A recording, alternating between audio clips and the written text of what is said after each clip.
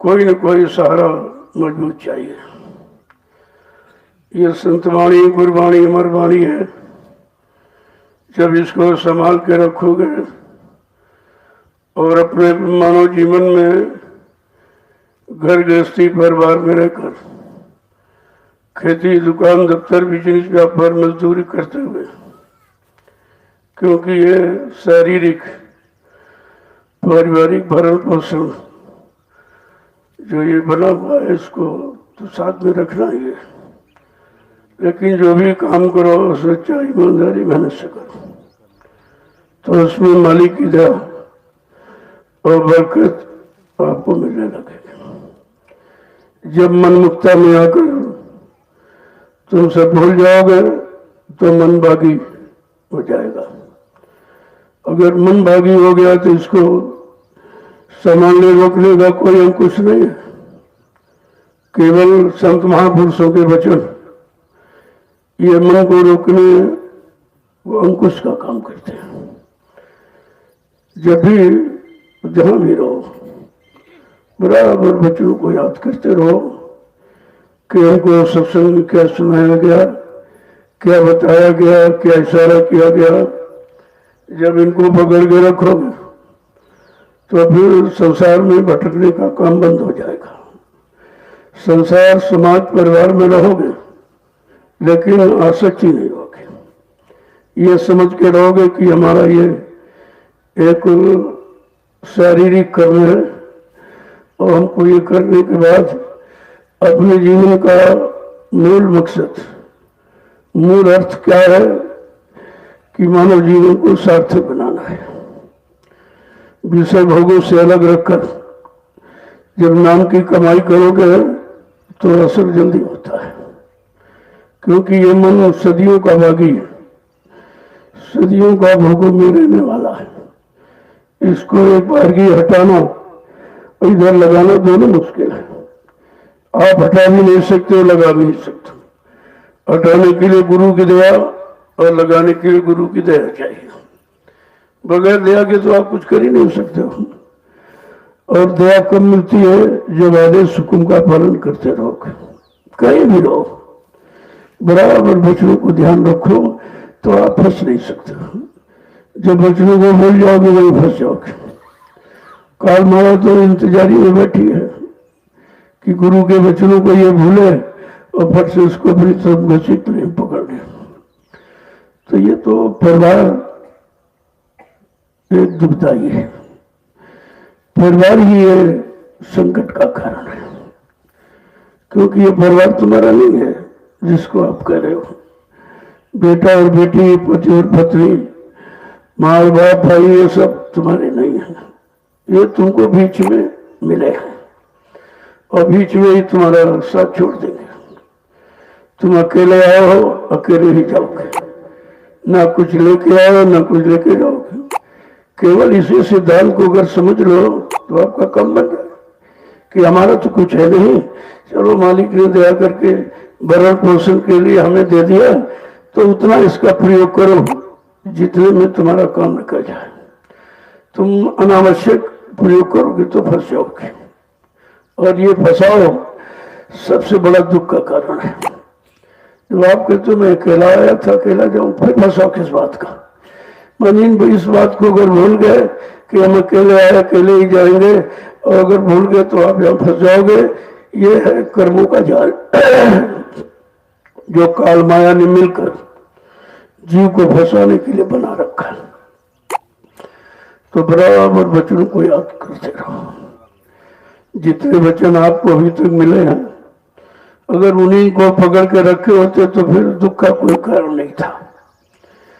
जब ये देश में संदेश प्रसारित किया जा रहा था कि आगे का समय बहुत खराब है, जो मानव बुद्धि के परे, न मानो इसको इससे बच सकता है, न मानो इसकी कोई व्यवस्था कर सकता है, और तुम्हारे बल बुद्धि के परे है।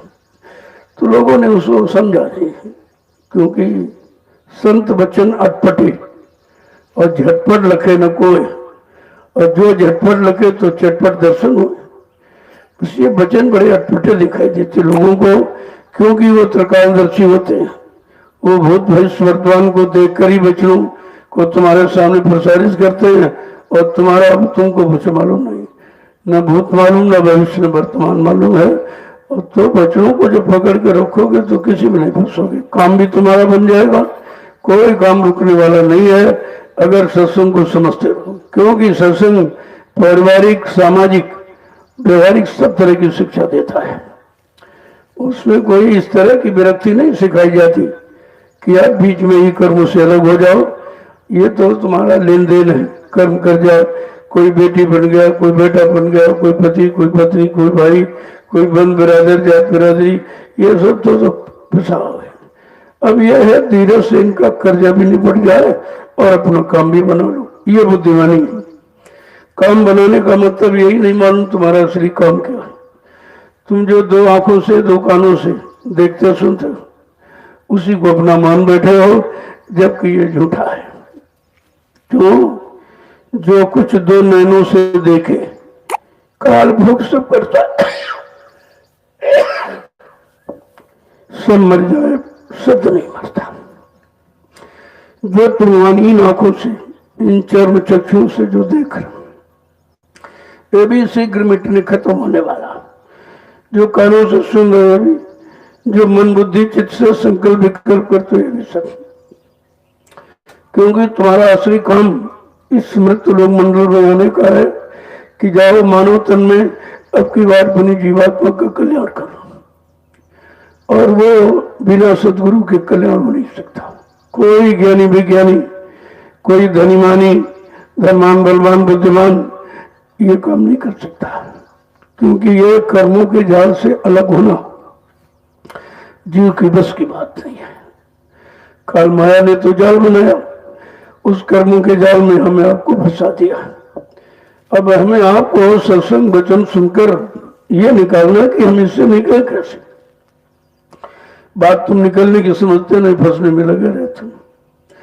मैंने जब आखिरी कार्यक्रम ये बलरामपुर का किया तो आपको यह संदेश दिया था कि जितने लोग यहाँ खड़े बैठे हैं, इनमें से तमाम लोग शरीर छोड़ के चले जाएंगे, इनको आगे का सत्संग नहीं मिल सकेगा। तो बात तो आप समझते नहीं हो। बराबर में इस वचन को दोहराता रहा, इशारा करता रहा और देश दुनिया के कान तक पहुंचाता रहा कि आगे समय बहुत खराब, उस खराब समय से तुम्हारे पास बचने का कोई उपाय नहीं है। जो तुम सोच रहे हो मेरे पास धन है, मेरे पास बुद्धि है, मेरे पास बल है और मेरे पास परिवार है, व्यवस्था है, ये व्यवस्था क्षण मात्र में खत्म हो जाएगी और तुम दुख मुसीबत के जाल में जाके फंस जाओगे।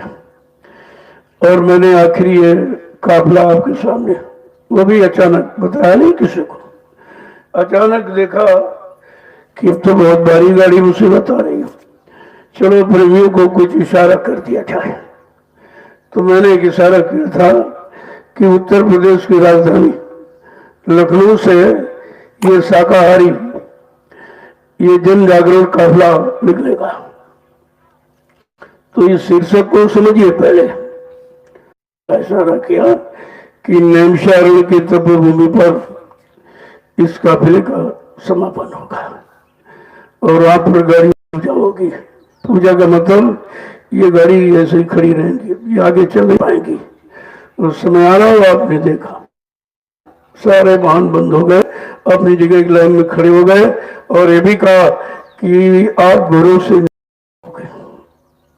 ऐसी मुसीबत, प्राकृतिक प्रकोप, ये कोई बीमारी नहीं है, इनको मालूम नहीं कुछ। ये तो संत महात्माओं को मालूम है कि प्रकृति असंतुष्ट हो गई है और बौखला कर ये ऐसा कोई न कोई छेड़ देगी और देश दुनिया में लोग इसे परेशान हो जाएंगे। मैंने इन 8 वर्षों में लगातार आपको संदेश दिया कि आगे भारी गाड़ी मुसीबत आ रही है और सारा विश्व कुदरत के चपेट में आके खड़ा हो जाएगा। तुम्हारी संभाल, रक्षा, हिफाजत करने वाला कोई नहीं है। और जितने जिम्मेदार लोग जो अपने आप को कह रहे हैं वो काले, नीले, पीले, हरे, लाल झंडे लिए घूम रहे, ये अपने अपने झंडों को फेंक कर एक दिन तुम्हारे जेगुदो प्रभु नाम के झंडे के नीचे अगर ना जाएं तो इस बाबा को बाबा मत कहना। तो वो कितनी बड़ी बात थी, कितना बड़ा संदेश था, लेकिन लोगों ने इसको भी सुना नहीं, अनसुनी कर दिया। और तुम आप समझते नहीं हो कि तो जो तुम्हारे हित में कह रहा, तुम्हारी भलाई के लिए कह रहा, तुम्हारे कल्याण उद्धार के लिए कह रहा, और तुमसे कुछ आ नहीं रहा। मैंने किसी से कोई दान दक्षिणा, कोई किसी तरह की सेवा नहीं लिया, न मैंने सेवा को कोई आदेश दिया। आपको सोचना चाहिए, जहां सब लोग लेने को घूम रहे हैं और ले रहे हैं और बदले में कुछ नहीं दे रहे हैं, क्योंकि इनके पास लेने भी तो भिखारी है। जो भिखारी ले रहा हो तुमको क्या लौटा कर तुम्हें को दे सकता है, लेकिन तुमने भिखारियों को समझा। ऐसा भिखारी, चाहे राजनीतिक हो चाहे धार्मिक हो, ये लेने राजनीतिक लोग चंदा नोट वोट की भीख मांग रहे हैं, और धार्मिक लोग धोती रोटी लंगोटी रुपये पैसे दान दक्षिणा की भीख मांग रहे हैं। ये दोनों ही भिखारी हो गए तो देश गड्ढे में चला गया। बात तो समझते नहीं है, और समझते थे पागल वगैरह ऐसे कह रहे। मैं 8 बरस से लगातार, पहले भी आपको संदेश दिया गया 10 जुलाई 1952 से 60 साल मथुरा में पूरा संदेश आपको दिया गया, और वो भी लोगों की समझ में नहीं आया। जो सुनने जाते थे वो भी नहीं समझे, वो भी भटक गए, कोई इधर भाग गया कोई उधर भाग गया। गुरु के बच्चों को पकड़ कर कोई नहीं खड़ा रहा। और फिर ये 8 वर्षों से आपको, यानी 68 वर्ष आपके बेकार चले गए, और आपने सुना ही कुछ नहीं। सुना तो समझा नहीं, और समझा तो किया नहीं, फिर लाभ कैसे मिलेगा? अभी तो ये एक हल्का सा नजारा है। आगे अगर लोग शाकाहारी न हुए और ये भजन न किया तो विश्व पर भारी संकट होने वाला है, जिसका उपचार कोई नहीं है। एक छोटा सा कुदरत ने एक छोटा सा ये मतलब तोहफा एक फेंक दिया, और उसी में सबकी बुद्धि खराब हो गई। किसी के पास इसका उपचार नहीं है। अंततः इनको लगा कि भाई संत महात्माओं की तलाश कर, बात तो आप ही नहीं। ये सब क्यों किया जा रहा है, क्या इसकी जरूरत है, कौन सी मुसीबत सा कष्ट आने वाला है, और हमको उससे बचाने का उपाय किया जा रहा, और अभी नहीं सोच पाए। ये तपोभूमि है 88,000 ऋषियों की, और इस पर आज तक कोई अच्छा काम नहीं किया। उन ऋषियों की मेहनत को लोगों ने खराब किया है। करने के बजाय, लाभ देने के बजाय सब लाभ में जुट गए। देवी के नाम पर, देवता के नाम पर, पत्थर के नाम पर, कागज के नाम पर, पानी के नाम पर, जितना लूटो लूट लो। ये भूमि ऋषि मुनियों की है। उन्होंने तपस्या करके इसको पवित्र बनाया, और कहा आगे लोगों को यहाँ से सच्चा अच्छा संदेश मिलेगा, उनको बचने का। तो इस भूमि का चुनाव पहले से है, मैंने इसमें कुछ नहीं किया। मुझको जो हुक्म आदेश हुआ है मैं उसी का पालन करता हूँ, और आपसे कहते हैं अभी पालन करो, आपको इसका लाभ मिल जाएगा। क्योंकि जब 1997 में गुरु पूर्णिमा का कार्यक्रम इसी नदी के उस पार जब किया गया, कितना विशाल जमघट था, और 10 जुलाई से 23 जुलाई तक इतना बड़ा कार्यक्रम कभी नहीं हुआ इतने दिनों का। और आखिरी दिन ये कहा गया कि बच्चा ये 88,000 ऋषियों की तपोभूमि है, यहीं से सतयुग के अंकुरण निकलेंगे। तो अंकुरण कोई आसमान तो निकलेगा नहीं, उसके लिए जमीन चाहिए। जमीन हमारा सबका आधार है, बिना इसके नाम रह सकते न चल फिर सकते। अब इस आधार को आपने अभी तो नहीं समझ पाया कि आधार का मतलब क्या है, और इतना ये पवित्र आधार है कि यहीं से सतयुग के अंकुरण निकलेंगे, यानी सबको लाभ मिलेगा, सबका काम होगा। तो उसी भीमों का चुनाव तो पहले से था। अब समय आ गया तो आपके सामने बन के तैयार हो गया, और आप देख रहे हो अब इसमें कुछ निर्माण कार्य आपकी परेशानियों को दूर करने के लिए, क्योंकि समय खराब है, आंधी तूफान कुछ भी हो सकता है। प्रकृति कुछ भी कर सकती है, क्योंकि इसको मनाने का और रोकने का टोकने का किसी को अधिकार ही नहीं और न किसी के पास उपाय है। तो उसमें लाभ देने के लिए आपके लिए व्यवस्था हो जाए, आपकी दी हुई सेवाओं का मतलब कोई दुरुपयोग न हो, और सेवा आपकी खराब न हो। एक लिए स्थायी एक गोदाम की व्यवस्था होने जा रही है, और उसमें एक भंडारा और भंडारे के साथ में एक स्टोर हो जाएगा, मतलब यानी ये।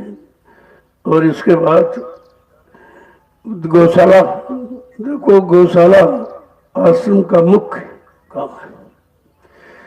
संत और गौ, ये दो की सेवा से ही जीवन आनंदमय होता है।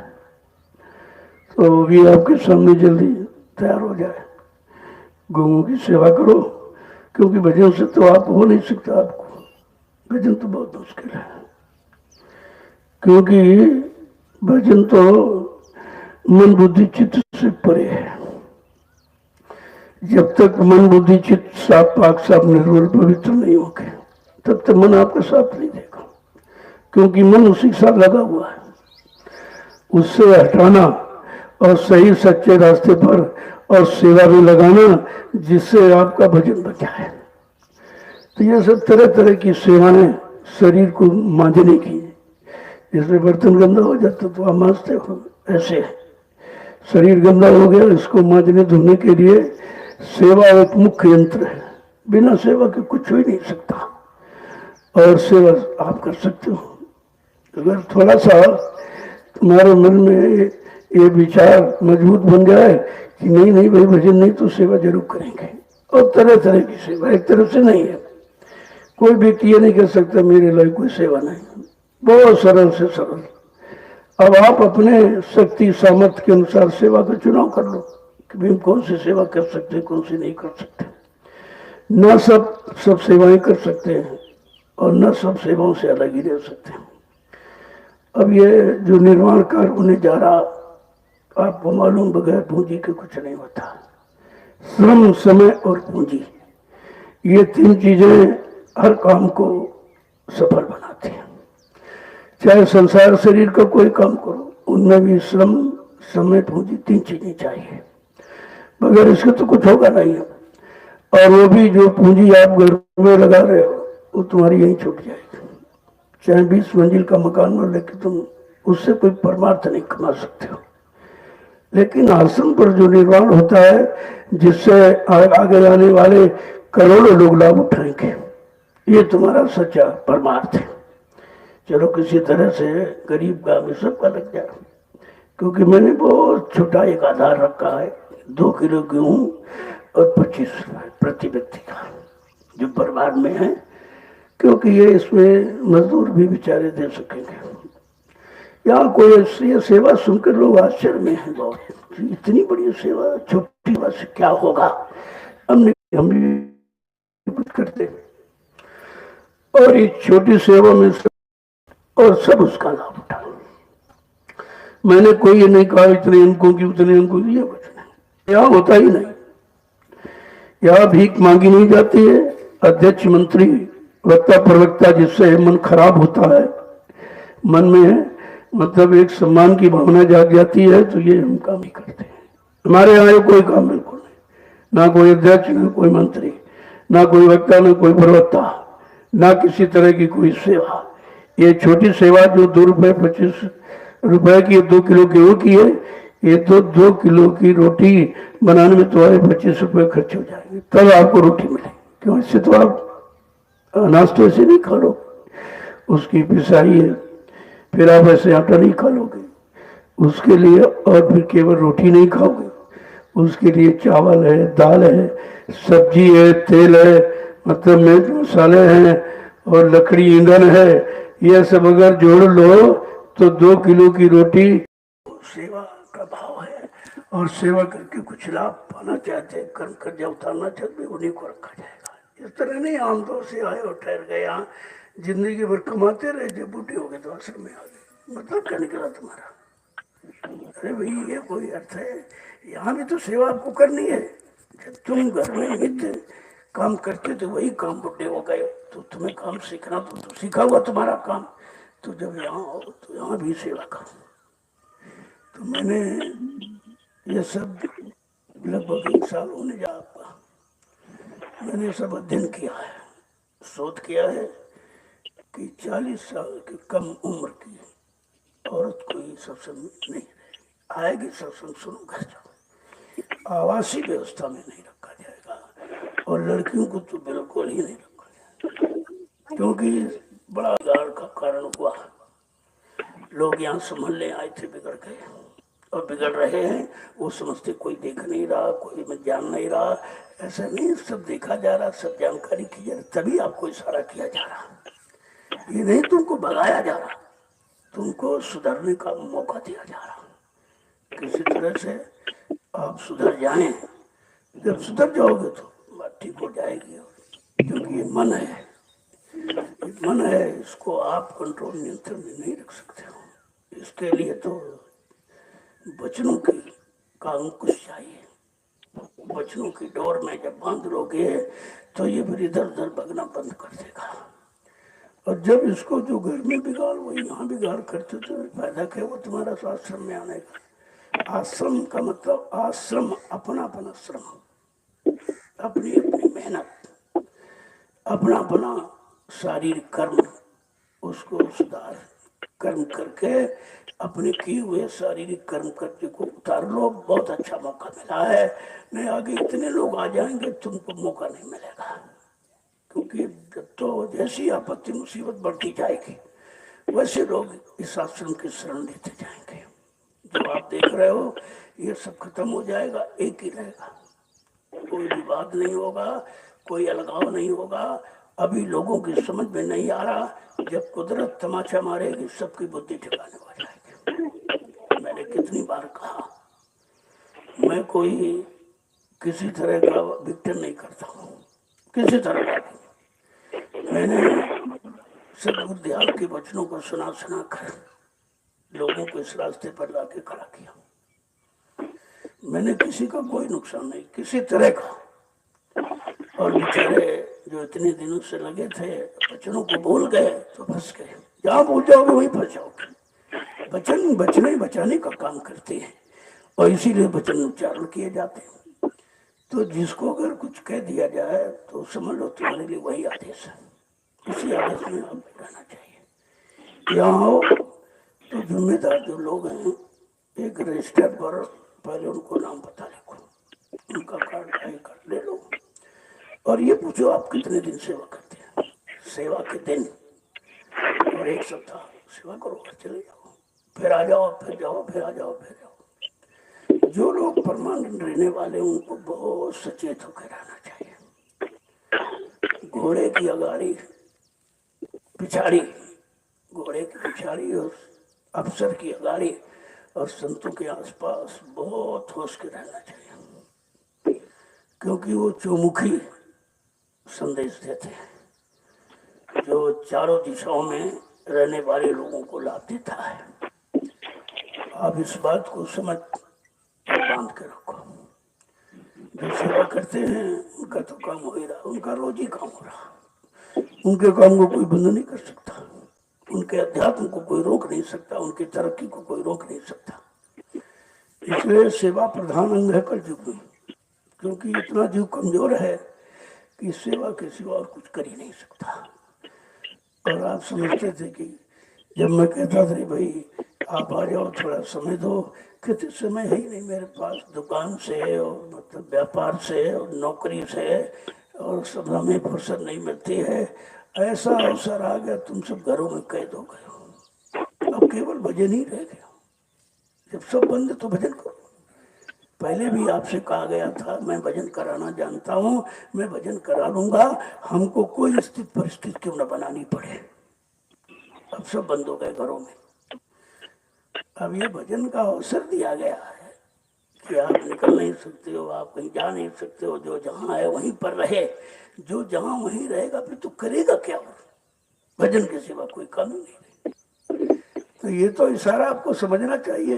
जो पहले से कहा गया कि भजन करना पड़ेगा, ऐसे बिन हरि भजन खगेशा, मिटे न जीवन केर कलेसा। कहा बिना भगवान के भजन के जिंदगी में आने वाला कोई कष्ट तुम्हारा मिटने वाला ही नहीं है। कितना ठोस वचन संत महापुरुषों का है। और कितने पहले से 500-550 वर्ष हो गए रामचरितमानस को लेकर, और सारे जगह जगह घरों घरों वाणी प्रचार भी हो रहा, लेकिन कर कोई कुछ नहीं रहा, केवल मनोरंजन समझ रहे हैं। अरे संत वाणी है, ये तुम्हारे जीवन मतलब को बनाने वाली है, जीवन को सही सच्चे रास्ते पर लाके खड़ी करने वाली वाणी है। तुम इसको ऐसे वायुमंडल में प्रसारित कर रहे हो, उसका भी दुरुपयोग कर, उसकी भी सजा पाओगे। जब एक ही रास्ता दूसरा नहीं है। अब भजन के सिवा न पूजा, न पाठ, न तीर्थ, न व्रत, हवन, जब तब कुछ काम नहीं करेगा। क्योंकि ये वक्त इतना मुसीबत आपत्तियों का है और भजन के सिवा कोई रास्ता नहीं है। इसलिए आपको सुबह शाम भजन के लिए कहा जाता है। अब आप सब निकलकर जैसे घंटी बजे अपना नित्य दिशा मैदान से फुर्सत पाके आके यहाँ बैठ जाओ, 1 घंटे डट के भजन करो। इसके बाद आपको संदेश मिल जाएगा, मैं आ जाऊंगा बीच में। तो ये समझो कोई व्यवस्था है। और देखिए ये भी एक इशारा लोगों को दे दिया गया कि मंदिर, मस्जिद, गुरुद्वारे बंद, ताले पड़ गए। क्यों ताला डाला गया? इनसे कुछ होने वाला नहीं। ताला देके लग गया सब जगह। अभी नहीं होश में आया कि देवी कहाँ चली गई, देवता कहाँ चला गया, हनुमान कहाँ चला गया, शंकर कहाँ चला गया। जो ताले में बंद कर दिया कुछ नहीं कर पाया। जब अपनी व्यवस्था नहीं बना पाए तो तुम्हारी क्या बनाएगा। ये जड़ पूजा कभी काम नहीं आती है। भजन आत्मिक पूजा है, आत्मा का कल्याण कराने वाला। सबको इशारा हो गया, भजन के लिए आपको मंदिर बनाना नहीं, ना कहीं जाना, ना कोई चलाना पड़ा, ना कुछ। क्यों? मनुष्य मंदिर आपको बना बनाया मिला है, और इसमें मूर्ति, परमात्मा की मूर्ति, आत्मा इसमें बैठी है। बस इसी मूर्ति को जगाना है, इसी मूर्ति को अपने घर की तरफ मोड़ के खड़ा करना है और अपने सच्चे घर पहुंचाना है। यह काम आपको करना। तो सारे पूरे विश्व को संदेशा मिल गया, ये पत्थर पूजा से कुछ होने वाला नहीं, इनमें ताले डाल दो। सब में ताले लग गए, मंदिर में, मस्जिद में, गिरजाघर, गुरुद्वारों में, धर्मस्थलों में। लेकिन तुम्हारे मंदिर में ताला नहीं लगाया मनुष्य मंदिर, बल्कि तुम्हारे मंदिर को ये संदेश मिला है, अब तुम खेती है, दुकान है, दफ्तर है, ये कुछ नहीं कर पाओगे, बंद, केवल इस मनुष्य मंदिर में बैठ के भजन करो। लेकिन अभी सारा नहीं लोग समझ, इसको भी नहीं सोच पा रहे कि बात क्या। अब ये कहने लगे भाई गुरुदेव ने जो कहा है वही हो रहा है। अरे होने के लिए तो कहा गया था, अब आप समझ ही नहीं पाए तो उसके लिए क्या किया जाए। अब फिर इतना समय किसी ने दिया नहीं समझाने में। 10 जुलाई 1952 से उधर और 8 वर्ष इधर, 68 वर्ष, कितना मौका आपको मिला। उस मौके को लोगों ने मनोरंजन और रोज भाषण, स्पीच, प्रवचन समझ के निकाला। अरे ये भाषण नहीं है। मैंने कितनी बार कहा मैं प्रवचन नहीं करता हूँ, न भाषण देता हूँ, मैं आगे आने वाली समय की सूचना देता हूँ कि आप उससे बचने का उपाय कर लो। नहीं तुम्हारे पास जो उपाय तुम समझते हो, मेरे पास मकान है, दुकान है, ये सब बंद हो जाएगा, सब खत्म, इससे आपका कोई काम नहीं होगा। और आपने देखा वो नज़ारा आपके सामने आया कि दुकान बंद है और व्यापार बंद है और नौकरी और दफ्तर और कार्यालय, विद्यालय सब बंद, सब बंद, केवल भजन खुला है। उसको रोकने का इनके पास कोई उपाय नहीं है, क्योंकि वो अंतर्मुखी चीज है, ये सब बहिर्मुखी है। बहिर्मुखी का अर्थ आपके समझ में आ गया। बहिर्मुखी एक दिन से बंद हो गया, एक दिन बंद हो जाएगा। तो ये तो सब नज़ारा आपको देखने को मिला है। और धीरे धीरे पिछले वचनों को आप खोल के रखिए, एक एक वचन तुम्हारे सामने सिद्ध हो जाएगा, सब सिद्ध करके दिखा दिया जाए, ऐसा नहीं है। तो जब समय मिले, जैसे मान लीजिए काम करने गए सेवा में, थकावट आई तो थोड़ा बैठ गए, 5 मिनट ऐसे बैठ गए या कान में उंगली डाल के लेट गए। देखिए सेवा भी हो रही, भजन भी हो रहा। अब तुम खाली हो गए तो इधर उधर की बातें वहां शुरू कर दिया, तो लाभ लेने का तरीका भी नहीं आप सोचते समझते जो कि तुमको तरीका बनाया गया। हर स्थिति में जब समय मिले फौरन बैठ जाओ, 2 मिनट 10 मिनट 20 मिनट जब मौका जैसा मिल जाए आप बैठ जाइए। देखो कैसे कैसे मन को भागने का मौका मत दो। जब 2 मिनट बैठ गए तो मतलब कहाँ भाग के जाएगा। फिर सेवा में लग गए, नहीं सेवा करना चाहते, फट से भजन पर बैठ गए, ध्यान पर, सुमरन पर, इसको मौका ही मत दो कि ये अन्यत्र कहीं दूसरी जगह जाके फंस न सके, क्योंकि काल माया का जाल बहुत बड़ा है। इस काल जाल से निकलना सिवा संत महापुरुषों के कोई नहीं जानता, और ये विद्या किसी के पास है भी नहीं, ये आध्यात्मिक विद्या किसी के पास नहीं। सब सांसारिक विद्याओं में फंसे पड़े, ये डिग्री ले लें, वो डिग्री ले लें, ये बना लें, वो बना लें, ऐसे कुछ काम नहीं है यार। डिग्री फिग्री खत्म, देखा नहीं, विद्यालय बंद, कार्यालय बंद, न्यायालय बंद, सब बंद। क्या हो गया, ये सब बंद क्यों कर दिया गया? यानी इससे तुम्हारा भला नहीं होगा, इससे तुम्हारा कल्याण नहीं होगा, ये बंद करके तुम्हें दिखा दिया गया। कल्याण होगा संत महापुरुषों की शरण से, वो शरण हमेशा खुली रहती है, कभी ताला नहीं लगता, हमेशा खुली रहती है। अब ये है कि तुम अपना काम कब बनाओगे, कैसे बनाओगे, किस तरह से है, तो ये तुमको सोचना है। दया तो तुम्हारे साथ लगी हुई, लेकिन जब तुम कुछ संकल्प लोगे कि हमको ये बुरा काम छोड़ना है, बुरा खान पान छोड़ना है, बुरी संग संगत छोड़ी है, बुरे लोगों से अलग रहना है, तो दया शुरू हो जाएगी, वहीं से दया प्रारंभ। क्यों? गंदगी में दया नहीं काम करती है। तो आपको सोचना चाहिए कि हम किसी को साथी बनाए, तुम ऐसे लोगों को साथी जो तुमसे खराब, और तुमको खराब कर देगा, ये भी संक्रामक है, तो तुमको खराब कर देंगे। आश्रम में आए हो संभलने के लिए, सुधरने के लिए, बचने के लिए। अगर ये लाभ नहीं मिल पाए तो यहाँ आने का कोई मतलब नहीं। मैंने कहा तुरंत घर जाओ। तुम्हारा मन अगर यहाँ भी खराब है, यहाँ भी सेवा में नहीं लग रहा, भजन में नहीं लग रहा, बच्चों को नहीं याद रख रहा, तो आप घर जाइए। जब मन ठीक हो तो आ जाना। किसी को भगाया नहीं जाता, सुधरने का मौका दिया जाता। उस सुधरने के मौकों को आप समझते में भगाया जा रहा है, हमारा तिरस्कार किया, ऐसा यहाँ कभी होता ही नहीं। मैं तो किसी को भगाता नहीं, सुधरने का एक मौका देता हूँ कि अगर मन सेवा में नहीं लग रहा, सत्संग वचनों को नहीं समझ रहा, भजन नहीं कर रहा है, तो उधेड़ बुन में पड़ा हुआ, तो फिर यहाँ रहने का मतलब क्या आपका?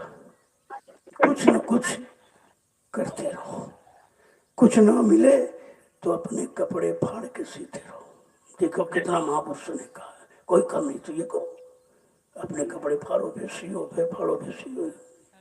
कहने का मतलब है तुम मन को फुर्सत ही मत, कोई न कोई काम में इसको लगाते रहो, क्योंकि ये बड़ा काम करने वाला है। अगर आपने संतों की वाणी को समझकर मोड़ना सीख लिया तो इससे बड़ा कोई काम करने वाला नहीं, और मुफ्त में आपका काम करेगा, कोई तनख्वाह नहीं लेगा आपसे। बस मोड़ना और जोड़ना और हटाना, 3 चीज।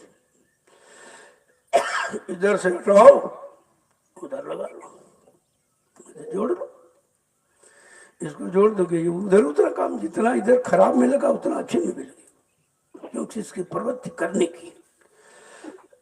अब ये है मोड़ना तुम्हारे पास नहीं है तो वचनों से मोड़ो, सत्संग सुनाकर, सेवा में लगाकर, भजन कराकर इसको मोड़ने का काम करो।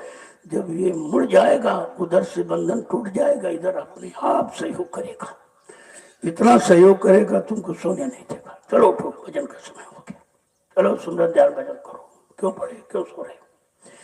और यहाँ अगर खाने सोने में समय गंवा दिया तो और बोझा बन जाएगा तुम्हारे लिए। आए थे कर्मों का बोझा उतारने और आपने लाद लिया, तुम सोचते कोई देख ही नहीं रहा, कोई क्यों कहेगा तुमसे, सब अपनी अपनी सेवा में लगे, तुमसे क्यों कहेंगे, और कहोगे तो तुम मानोगे नहीं। तो कहने का मतलब अच्छी जगह आकर भी अच्छा काम नहीं कर पाए, अच्छाई नहीं ले पाए, बुराई नहीं छोड़ पाए, तो फिर सत्संग में आने का मतलब का आश्रम की मर्यादा क्या? इस मर्यादा को आप बोल चुके। मैं 2 महीने नहीं आया, तमाम बिगाड़ियां कर दिया आपने। अरे जो बताया गया था भी जब भंडारा आप सुबह नाश्ता बनाओ तो वहां देने जाओ जो सेवा कर, बाकी को नहीं। तो ऐसा नहीं कि उनको भूख से मारा जा रहा, उनको सेवा का भाव पैदा किया जा रहा, तुम भी सेवा करो तुमको मिल जाएगा वहां पर, ऐसा नहीं है। और तुम यहाँ पर तैयार किया और ये सब ये लेटे पड़े जो रही पहले खा लेते, उनको मिलते नहीं, तो तुमको पाप लगेगा। जब तुमको संदेश दे दिया गया अगर नहीं पालन करो इस पाप तुमको भी तो लगेगा। तुम भोजन का दुरुपयोग करा रहे हो, वो कर रहा नहीं तुम करा रहे हो, तुमको ज्यादा अपराध होगा। तो साधन कोई चीज है उसको समझ कितनी जल्दी व्यवस्था बनी। यहाँ कहीं दिखाई दे रहे सब सूखा पड़ा, कहीं कुछ नहीं, तुम्हारे यहाँ सब हरा भरा। जो रात में ड्यूटी देते हैं उनका सबसे बड़ा परमार्थ है क्यों, नारी नींद भोजन तजे तजे खलक कियास। जो नारी का भोगों का परित्याग, नींद का परित्याग और भोजन को कम प्रयोग करना करता है तो ये तो भजन ही उसका हो रहा।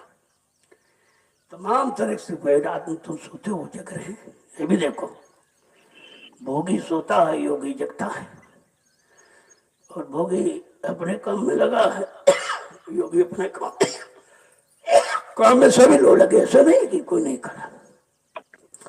अब ये सबसे छोटी सेवा, चलो रात भर जग ली इतने दिन में सो गया थोड़ा, सेवा आपकी होगी।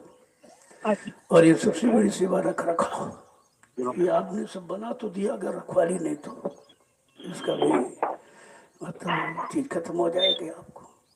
और यहाँ हर चीज अपनी समझो, अपनी समझ कर ही उसका प्रयोग करो, खेतों से नहीं, खेतों से तोड़कर भंडारे में पहुंचेगा, ये सिस्टम है उसका। जब भंडारे में पहुंचेगा प्रयोग करोगे तो प्रसाद बन जाएगा। अपने मन से तोड़ खा लिया तो तुम कोई प्रसाद थोड़ी बना सकते हो, तुम तोड़ कर खाकर प्रसाद नहीं बना सकते हो। जो तरीका बनाया गया कि यहाँ जितनी चीज तैयार हो फौरन भंडारे में भेजो, और भंडारे में जब मिलेगा तो प्रसाद हो जाएगा, वही चीज कितनी बड़ी चीज। और तुम समझते नहीं नहीं हम सेवा करते हैं, ये खा लेंगे वो खा लेंगे, कोई मतलब थोड़े थोड़े निकलेगा। अरे तुम्हारे लिए तो सब ये है, अगर तुम्हारे खाने से बच जाएगा तो कुछ पैसे इकट्ठे हो जाए तो और चीजें खरीदी जाए, जैसे तेल है, मिर्च मसाले हैं, दालें हैं, इनकी भी तो जरूरत पड़ेगी आपको। ऐसा नहीं जो बेचा जा रहा हो किसी और काम के लिए नहीं, खेती का खेती में लगेगा, क्योंकि इसमें खाद है, दवाएं हैं, बीज हैं, बड़े महंगे महंगे आते हैं, तभी फसल तैयार है। तो खेती का पैसा खेती में, जो जिम्मेदार हो आप खेती का पैसा किसी को मत दीजिए, वो खेती में लगाइए, क्योंकि अब खेती वैज्ञानिक ढंग की हो गई है, कमर्शियल बड़ी मतलब, यानी जब तकनीकी ढंग से करोगे तभी कुछ होगा, क्योंकि कुदरत नाराज है। तो अब लोग कहते हैं कीटनाशक दवा डाल दो, तुम कब से डाल रहे, कोई कीड़ा मरा, अरे तुम शरीर नष्ट करते, जीवात्मा फिर आ जाएगी, फिर उसी शरीर, क्योंकि अगर जिस शरीर में है तुमने दवा डाल दी मर गया, और उसको 7 वर्ष रहना था, वो 7 बार जन्म लेगा, कहाँ तुम खत्म कर सकते। ये खत्म करना तुम्हारे उसकी बात कि दवा डालकर क्या कीड़ा नष्ट कर दोगे, शरीर खत्म होगा, जीवात्मा फिर आ जाएगी। तो एक कीड़ा जिसको एक बार जन्म लेना था, तुमने उसको जल्दी दवा डाल के मार दिया, अब 7 बार जन्म लेगा, 7 गुना बढ़ जाएंगे। और ये देख लीजिए आप, कहीं कोई कीटनाशक का कम हुआ, दवाएं बढ़ गई, क्योंकि लोग समझ नहीं रहे किसी के जीवन को आप नष्ट नहीं कर सकते। शरीर को खत्म करोगे तो उसका तो दोष है ही, लेकिन जीवात्मा जिसको शरीर का पूरा समय प्राप्त करके उसकी बेचारी मुक्ति हो जाती है दूसरे शरीर में, और तुमने उसको बीचे में मार दिया, अब वो अगर 7 दिन रहने थे तो 7 बार जन्म लेगी। इसलिए प्रकृति का काम अपने हाथ में नहीं लो, और जब से लोगों ने ये हाथ में लिया तभी से देख लीजिए, एक एक रोटी के टुकड़े की कीमत करा दी गई। अब लोग रातों रात बंबई से बढ़ा, कोई चंडीगढ़ से बढ़ा, कोई दिल्ली से बढ़ा, कोई महाराष्ट्र में बढ़ा, सब वहां से भगे बेचारे पैदल गांव में रोटी मांग कर मुश्किल से घर पहुंचे। उनसे पूछो रोटी की कीमत, तुम्हारे पर तो कोई कष्ट नहीं आया, आश्रम में बड़े आराम से रहे, रोग से भी दूर कोई रोग नहीं तुम्हारे पास आया और तुम बिल्कुल सुरक्षित आश्रम पर रहे हो। और बात भूल जाते तुम, क्योंकि तुम पर वो बीती नहीं है जो उन पर बीती है। इसलिए एक एक रोटी की टुकड़े की कीमत करो। यहाँ अभी तो अनाज आया नहीं कुछ, पिछला अगर रोक के न रखा है तुम्हें रोटी कहाँ से मिलती। ये समझा जैसे घर में रहते हो, जब अनाज की कमी हो जाती है कहते भाई थोड़ा थोड़ा खाना शुरू करो, आप भोजन थोड़ा थोड़ा लो, उतना लो जितना खा सको। बच्चों के लिए रखो, खाना थोड़ा किया जाता, बच्चों के लिए उतना दो। अभी इतना ही ढेर सारा रख दिया, बच्चे भी नहीं खा पा रहे। अब आप देखते हो जब मैं रात में दौड़ा करता हूँ, तुम तो सब सोए रहते हो, तमाम ये झोपड़ियों के पीछे रोटी, मैं वहां जाकर नल के पास देखता हूँ तमाम चावल पड़ा है। ये क्यों करते हो? ये सब तुम्हारे लिए हानिकारक है। एक एक दाना बड़ा कीमती है, पता नहीं किसने कैसे दिया है, और आप दुर्योग करिए आपको दोष लग जाएगा। इसलिए हर व्यवस्था को समझने की कोशिश करो, और समझ कर करोगे, प्रयोग करोगे तो आपको नुकसान नहीं होगा। जय गुरुदेव, जय गुरुदेव, जय गुरुदेव, जय गुरुदेव, जय गुरुदेव, जय गुरुदेव। जय गुरुदेव। नाम किसका? प्रभु का, जय गुरुदेव। नाम किसका? प्रभु का, जय गुरुदेव। नाम किसका? प्रभु का। प्रभु का प्यारा नाम। जय आप लोग खड़े हो जाओ। देखो इसको भी समझो, खड़े होने हो तो शरीर से नहीं, अब सही सच्चे रास्ते पर चलने के लिए खड़े हो जाओ। सेवा के लिए, सत्संग सुनने के लिए, भजन करने अब खड़े हो जाओ। अब बैठने की लापरवाही, सुस्ती करने की जरूरत नहीं। ये नींद भी काल का बड़ा भारी यंत्र है जो आपको हर रास्ते से रोकने का काम करता है। इस पर भी धीरे धीरे कंट्रोल करने की कोशिश करो, दया हो जाएगी। कुछ तुम करो और कुछ हमारी की दया हो जाएगी आप पर। कुछ ना कुछ तो भाई करना पड़ेगा, ऐसे नहीं कि सब गुरु कर दे फिर तुम क्या करोगे। तो कुछ तुम करो, कुछ गुरु करे, कुछ मालिक की दया हो जाए, आपका काम बन जाए।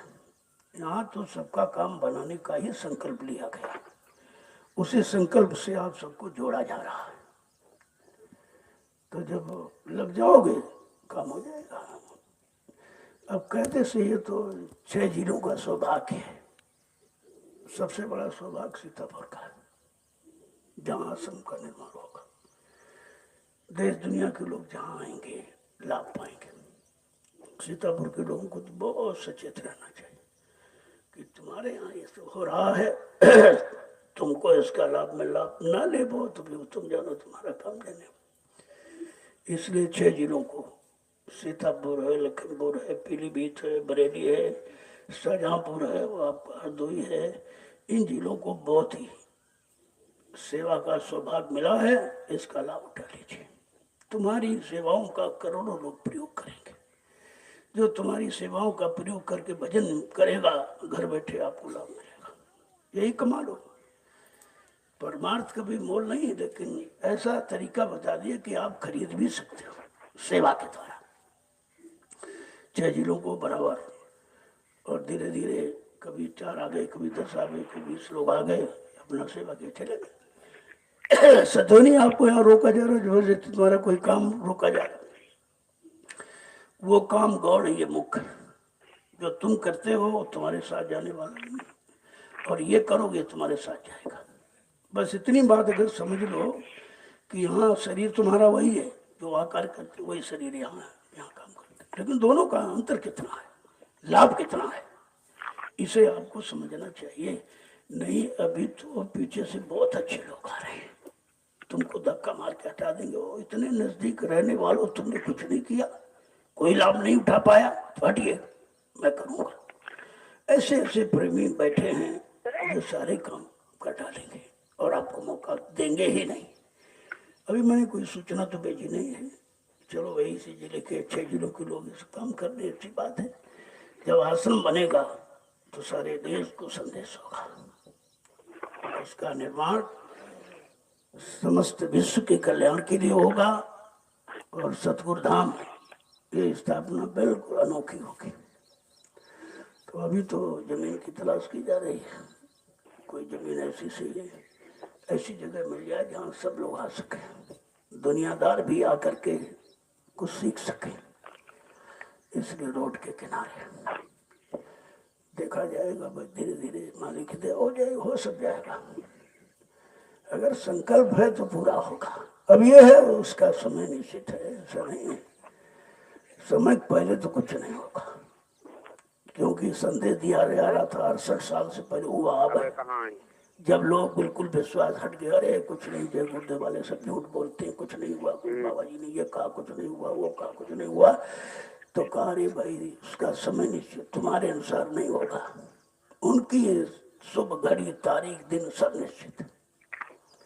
और जब वो आ जाएगा तो तुम्हारे सामने लगा के खड़ा हो जाएगा।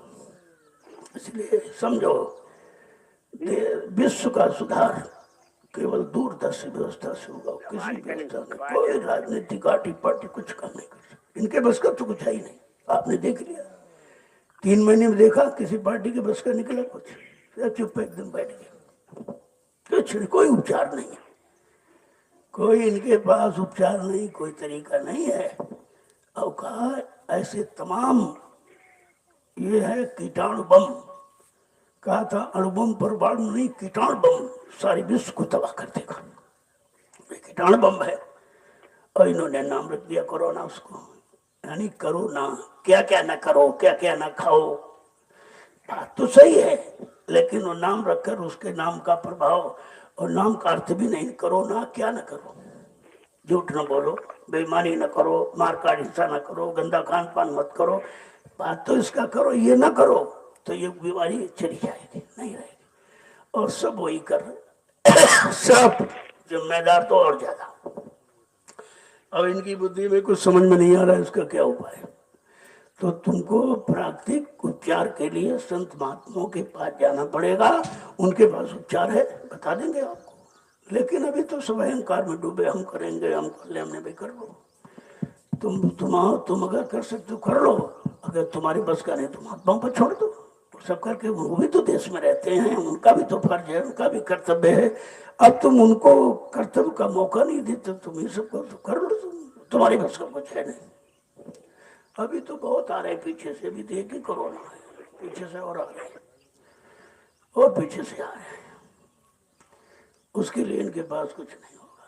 कहा था जब राजनीति लोग अपना हथियार डाल देंगे कि न्याय, सुरक्षा और रोजी और रोटी, महंगाई, गरीबी, बेरोजगारी, टैक्स ये में हटाना मेरे बस की बात नहीं है, तब कहा था बच्चा मैं अपना ब्रह्मास्त्र उठाऊंगा, उस ब्रह्मास्त्र से काम होगा। अब इनको ब्रह्मास्त्र मालूम नहीं है, दूरदर्शी और भूमज्योतक दो ब्रह्मास्त्र, क्योंकि 90% काश्तकार है, उनके लिए भूमज्योतक। बाकी देश दुनिया में न्याय, सुरक्षा, रोजी रोटी देने का संकल्प दूरदर्शी का है, किसी का नहीं, तो कोई कर नहीं पाएगा।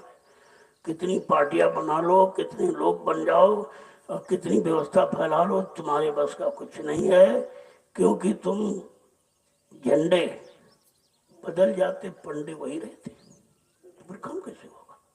काम झंडे से नहीं होगा, पंडों से होगा।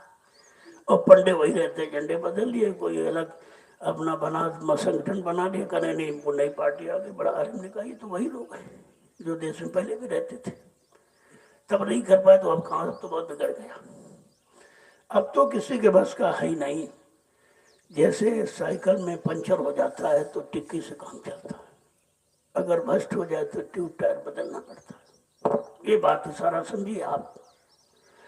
अब इनको बदलना ही पड़ेगा, बगैर बदले जीवों के काम को नहीं किया जा सकता, कोई काम नहीं होगा। आप देखते जाइए, जो संदेश आपको दिया गया उसको मद्देनजर रखिए और एक एक संदेश पर ऐसे निशान लगा, जो होता है एक एक वही होगा और कुछ नहीं होगा। अभी तो एक छोटा सा सिंह लोग बौखला गए, समझने अभी तो कुछ शुरुआत हुई है। अभी तो कहा बहुत बड़ा तूफान एक दिन करिए जगमा फेरी, 200 मील तक इमारत लगाए उड़े न दे रही, मरी है मांस खोरे बिरिया तब बचाए बचे ना, बाबा जय गुरुदो की बाणी तब दिखाई पड़ी है। कहा जाएगा यह सब कितने साल पहले से तुम्हें सूचना दी जा रही है कि ऐसा प्राकृतिक प्रकोप होगा, उसमें सांसारिक लोगों के बस की बात नहीं रहेगी। ये सब अपना हथियार डाल देंगे। आप देखते जाइए और अपने काम में लगा रहो। किसी की निंदा चुगली से कोई मतलब नहीं है। आपको जो किया है वो भरेगा। जब ये आपसे कहा गया था जिन्होंने गंदगी फैलाई है मैं उन्हीं से उठवाऊंगा, आप चुपचाप भजन में लो, तुम्हारा इसमें कोई मतलब नहीं, उन्हीं से गंदगी उठवाई जाएगी। फैलाई तुमने है तो उठाएगा कौन? तो आप देख लीजिए सब तरह की गंदगी उठाएंगे ये अभी, और तुम चुपचाप सुरक्षित रहोगे। किसी हिंदुस्तान में किसी सत्संगी को कोरोना हुआ है देखा आपने? अब ये सब संदेश दे रहे हैं शाकाहारी बन जाओ यही दवा है। यार इनने तो पहले से 18 वर्ष से प्रचार शाकाहारी का कराया जा, किसी ने माना ही नहीं। अब ये सब दोहरा रहे हैं शाकाहारी, तो अब शाकाहारी बनने से क्या होगा?